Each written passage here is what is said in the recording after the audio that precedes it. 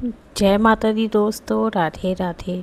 आज की वीडियो में मैं लेके आई हूँ कि पंचक क्या होता है और मई 2026 में पंचक कब पड़ा है, कौन से कार्य वर्जित होते हैं और पंचक काल में कौन सा कार्य करना चाहिए। सारी चीज़ें आपके साथ मैं यहाँ पे शेयर करने वाली हूँ, इसलिए आप वीडियो पे बने रहें।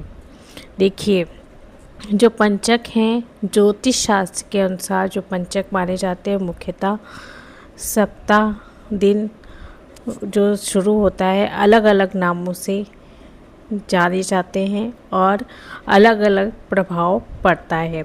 जब पंचक रविवार से शुरू होता है तो उसे रोग पंचक के नाम से जाना जाता है। इसमें शारीरिक मानसिक रोग, तनाव, अस्वस्थता की संभावना अधिक रहती है, इसीलिए नए शुभ कार्यों से बचाव रखा जाता है। राज पंचक जब सोमवार से शुरू होता है तो उसे राज पंचक कहते हैं। ये अपेक्षाकृत शुभ माना जाता है, खास करके सरकारी कार्य, नौकरी, उन्नति और संपत्ति से जुड़े जो कार्य होते हैं वो बहुत ही शुभ माने जाते हैं। और जब पंचक मंगलवार से शुरू होते हैं तो उसे अग्नि पंचक के नाम से जाना जाता है।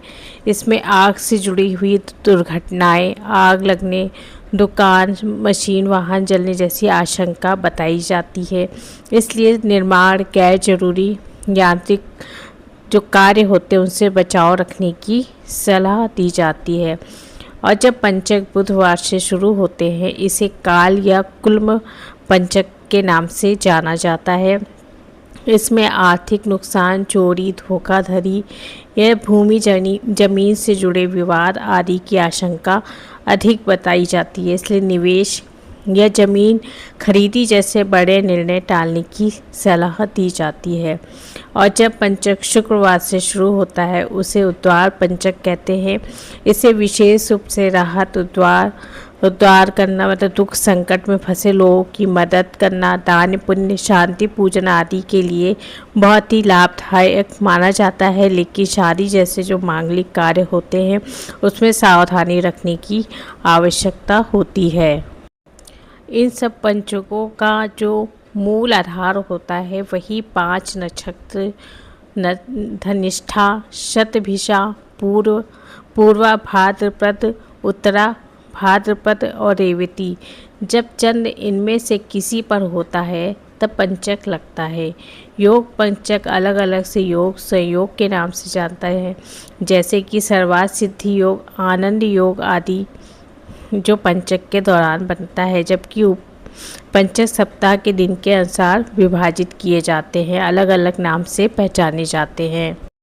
और इस बार जो पंचक लग रहा है मई 2026 में, 10 मई 2026 रविवार को दोपहर करीब 12:11 से लेकर शुरू हो रहा है।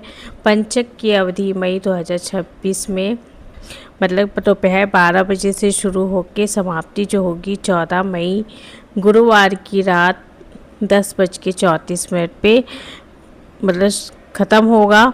तो ये पंचक रविवार को लग रहा है तो रोग पंचक के नाम से इसे जानते हैं। इसे सामान्य रूप से अशुभ माना जाता है, इसलिए शुभ कार्य, शादी, गृह प्रवेश जैसी जो चीज़ें होती हैं इस योग में नहीं करना चाहिए।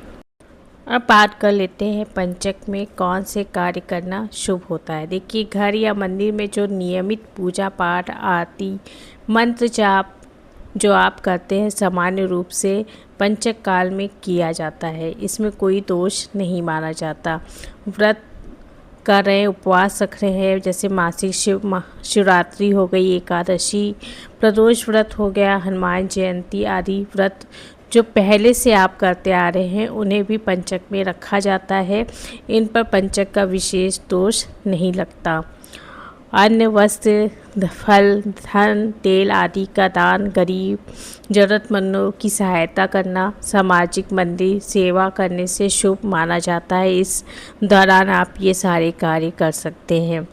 यात्रा या वाहन संबंधी कार्य आप वो अपने ज्योतिष के मतलब दिखा के ही करना चाहिए, क्योंकि धनिष्ठा नक्षत्र जो मैंने योग बताया उस नक्षत्र में जो कार्य होते हैं, जैसे यात्रा करना, वाहन खरीदना, मशीन या मोटर चलाने से जुड़े कार्य जो होते हैं, वो अलग अलग योग में अलग अलग प्रभाव डालते हैं।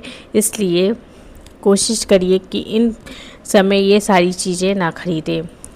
यदि पंचक के दौरान उत्तरा भाद्रपद नक्षत्र में सर्वार्थ सिद्धि योग बन रहा है तो कुछ विशेष मतलब कि बहुत व्यापार संबंधी जो शुरुआत होती है वो कर सकते हैं, शांति पूजन करा सकते हैं। गृह प्रवेश करने से ये बहुत ही शुभ मतलब कि माने जाते हैं।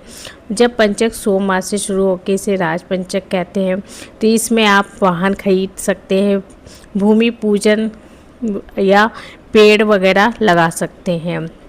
लेकिन क्या सावधानी रखनी चाहिए, देखिए शादी विवाह संबंधी संस्कार जो होते हैं, मकान की छत डलवाना, फर्नीचर बनवाना, दक्षिण दिशा की ओर यात्रा करना, ये सारी चीज़ें आप टाल दें तो बेहतर है।